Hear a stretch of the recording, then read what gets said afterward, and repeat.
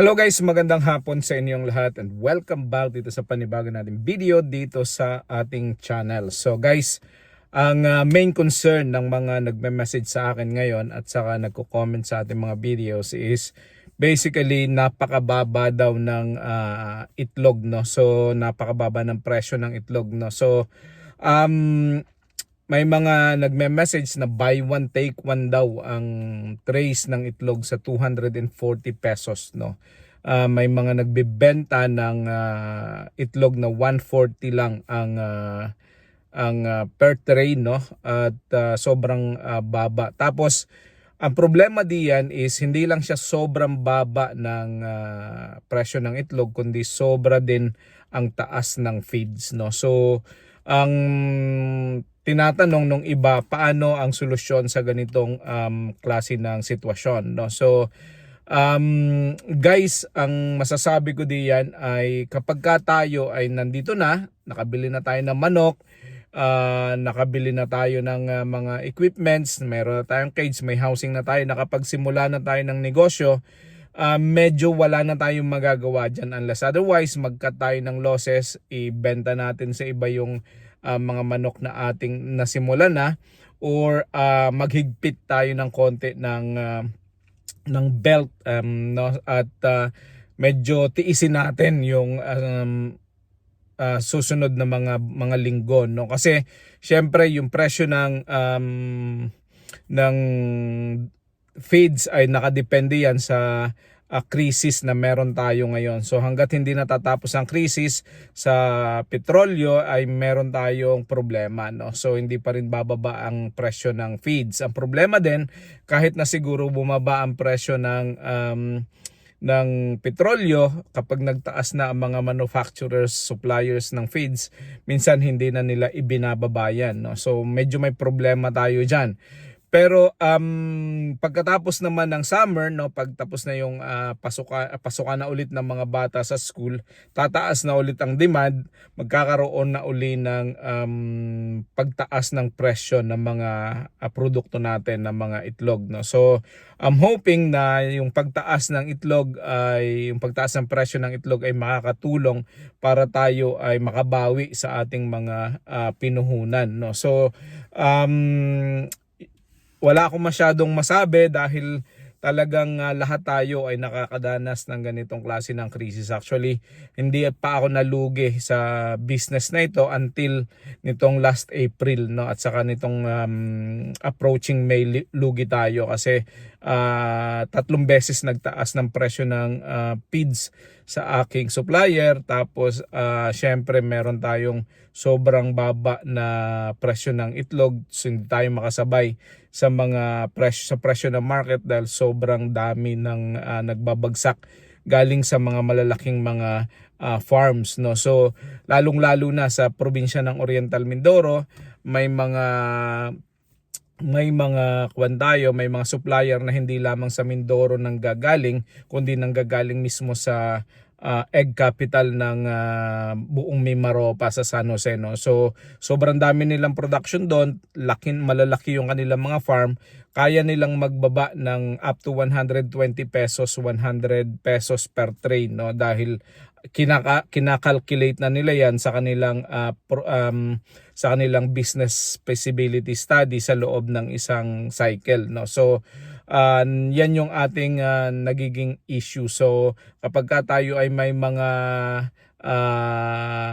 ganitong klase ng issue, ang mga tinatamaan yan ay yung mga small farmers na katulad natin. Hindi ko alam sa ibang mga lugar, sa Mindanao, sa Visayas, sa iba pang mga parte ng Pilipinas, kung alin yung most affected, no. Kami sa Mindoro, sa area namin, affected kami masyado, lalong-lalo na yung mga katulad namin na mga small backyard RTL farmers, no. So ngayon, ang ibang tanong is, okay pa ba magnegosyo ng RTL ngayong panahon na to? So ang sa tingin ko, kasi sobrang taas ng lahat ng mga bagay, no. So tumaas ang feeds, tumaas ang presyo ng mga bakal at simento, tumaas ang presyo ng cages, tumaas ang presyo ng lahat ng mga bagay, no. So Ang problema natin kung mataas ang presyo ng ating starting cost tapos maliit ang production income, so medyo hindi nagsasabay, no? So kailangan at least kung papasok tayo sa negosyo na to, dapat meron tayong konting profit, may kikitain tayo. Kaya pag-aralang mabuti, no, ang suggestion ko, pag-aralang mabuti. Kung kikita pa rin, no, kung kikita pa rin, lalong-lalo na yung mga nagsisimula ng medyo maliit na numbers, yung mga 48, 96, no, or yung mga less than 300. Pag-aralang mabuti kung talagang kikita pa, at kung medyo sagad tayo, huwag tayo munang padalos-dalos, no. So intayin natin na humupa yung crisis at bumaba ng konti yung presyo ng ating mga feeds at saka ng ibang mga cost, no, para sa pagsisimula ng RTL business, no. So hindi namang sa dinidiscourage ko kayo, hindi siguro ito yung time para mag-expand, hindi ito yung time para magsimula, no. So pwede tayong magsimula sa mga susunod na mga panahon, pero ayoko na basta na lang kayo magja-jump in dito sa sitwasyon na to, kasi like I said, mahal ang presyo ng manok ngayon. I think nagre-range na ang presyo ng manok sa 460 to 480 sa southern dito sa Luzon area, no. Sa tingin ko mas mahal sa Mindanao, lalong-lalo na yung mga ibinabiyahe na malayo yung mga manok. Tapos mahal ang presyo ng cages, nagtaas sila from 7,500 ngayon 8,500 na sa Southern Tagalog, yan dito sa area namin, no, sa Luzon. Sa ibang lugar mahal na rin ang cages, kasi ang importation ng steel, no, yung ginagamit nila ng mga alambre sa paggawa ng cages ay nagmahal, no. Siyempre mahal din ang production cost ng mga yon. So nagmamahal lahat ng mga bagay. So kapag may pagtaas ng presyo sa petrolyo,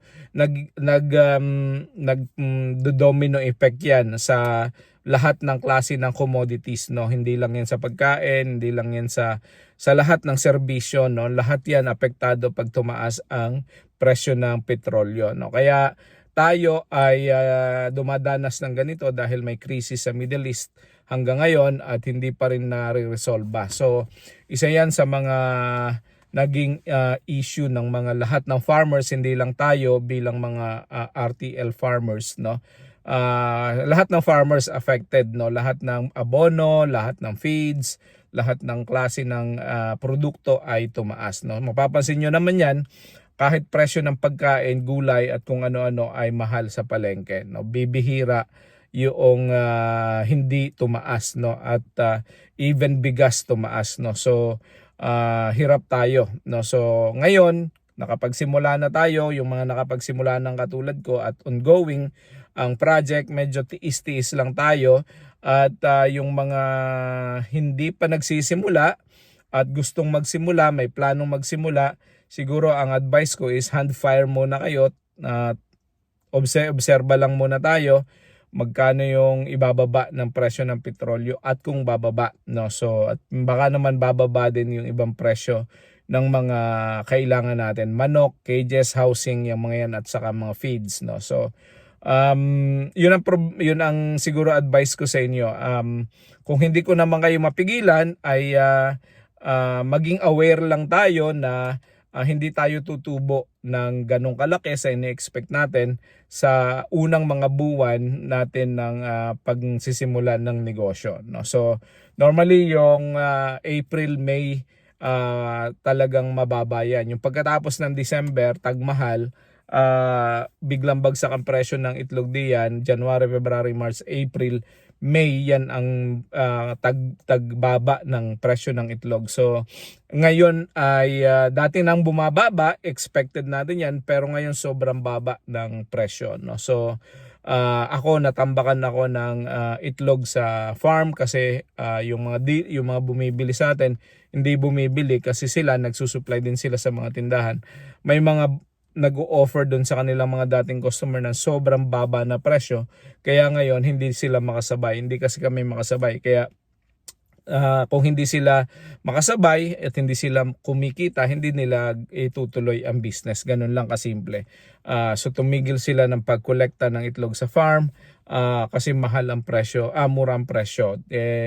Sa atin hindi natin maibaba ng katulad ng pagbababa ng mga galing sa labas ng area. Lalo pa ngayon sa area namin, sa probinsya namin, sobrang dami ng mga nagsimula ng RTL business, no. Napakarami nang bumili ng mga manok at napakarami nagsimula ng mga ganitong klase ng small backyard RTL farming. So madaming competitors, hindi tumataas ang presyo ng itlog, hindi nagbabago ang gera sa Middle East, patuloy ang pagtaas ng presyo ng bilihin at nagkakaroon tayo ng problema. So guys, yun lang at maraming salamat. Ang dalangin ko ay lahat tayo makaraos dito sa ating krisis na dinaranas at hopefully makalampas tayo dito sa ating mga problema sa negosyo.